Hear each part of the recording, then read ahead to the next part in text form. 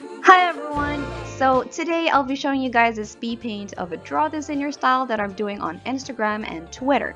I'm super excited about this project, especially because I had the opportunity to collaborate with XP Pen while working on this.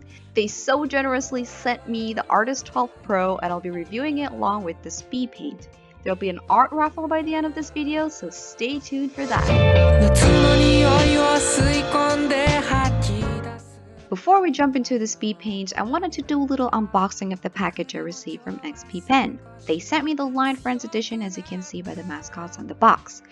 Right off the bat, when you open the box, there's a really cute tote bag inside, which is a really nice bonus. Then there's the tablet itself with a display area of 11.6 inches.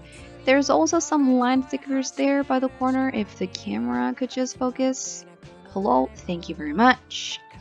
They also included a cute little portable stand in the package. Basically, other than the tablet itself, various things you can find in the box are a portable stand, a pencil pouch, the cables along with many different adapters for different regions, a drawing glove, a sticker sheet, notepad and a mini ruler, a cleaning cloth, and of course the pen, along with the pen case. Here is my setup, but I won't bore you too much with this, so without further ado, let's get to the speed paint.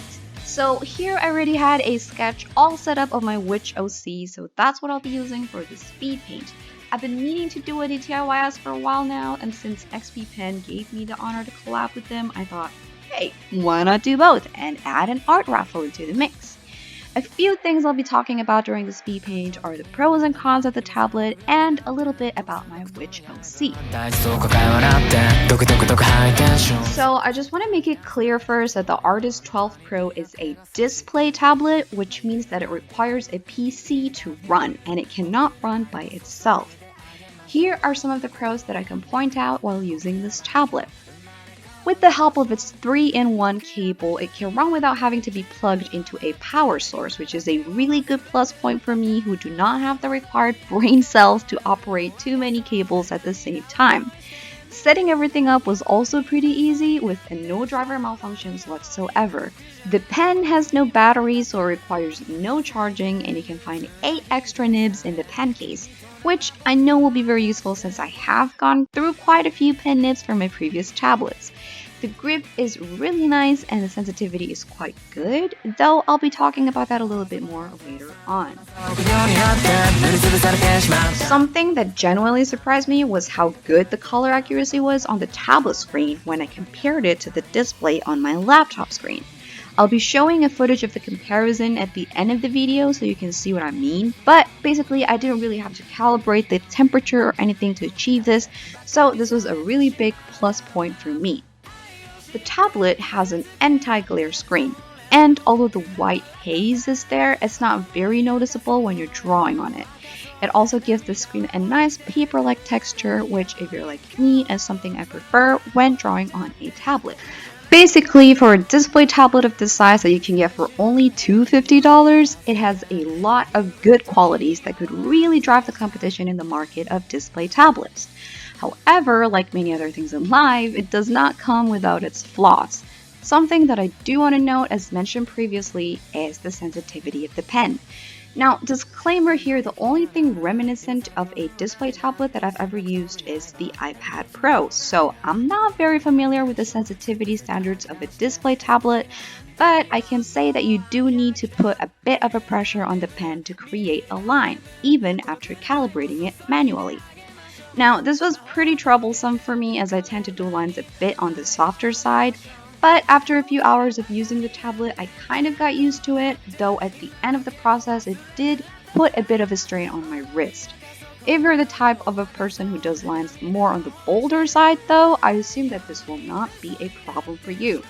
That being said, while I do also depend on a softer sensitivity to do my shading, it was less of a problem for me since I could blend it out with the help of the blending tool, which you will be able to see in the speed paint later on. Another thing that I didn't quite like was also the portable stand. You can't really adjust the height, and I had to keep looking down while working on this drawing, which isn't really good for you ergonomically. So if you do end up getting this tablet, I suggest that you spend a few extra dollars on a different stand with adjustable height. Overall, I think that the quality of the Artist 12 Pro is on par with its price, if not more.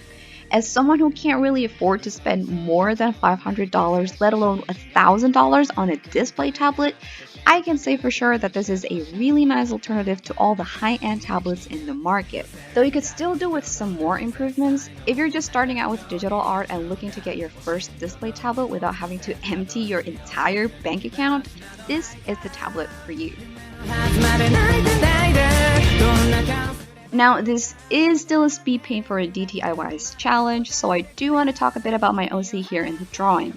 As you can see from his gigantic pointy hat, he is a witch set in a world where the supernatural lives alongside humans. He has a black cat familiar because honestly, who would I be without the existence of cats? And he has a unique ability where he can see the past of whatever his cat touches. When he does this, he trades his vision for his cats, momentarily turning his eyes a glowing yellow. Full disclosure, he's a character that I'll be using for a school project, so I have a lot of things in store for him, including a friend who I still cannot decide whether they should be a ghoul or a vampire, and an entire plot ahead of him. I'll be posting a lot more about him in the near future because even though this is for school, I do want to share my progress with you guys, hence the reason why I started a DTIYS for him. I was really happy to read through the comments on my last post about him on my social media, and I sure hope you guys will also enjoy this one, especially after the little tweaks I did for his design. I can definitely say that there will be more changes for him as time goes by because I'm very indecisive, but for now, I'm happy with what I've come up with so far. So for the art raffle, what you need to do is to draw the picture at the end of this video in your own style, post it on either Instagram or Twitter with the hashtag DTIYSperdition, and follow both me and XPPen on either Instagram or Twitter. By November 16th, I'll pick 2 winners, and each of them will receive a bust-up full-color artwork from me. That's it for this video, and here's the comparison of the colors that I was talking about previously between the screens. A huge thank you to XPPen for collaborating with me, and thank you all so much for watching the video. Till next time, bye bye!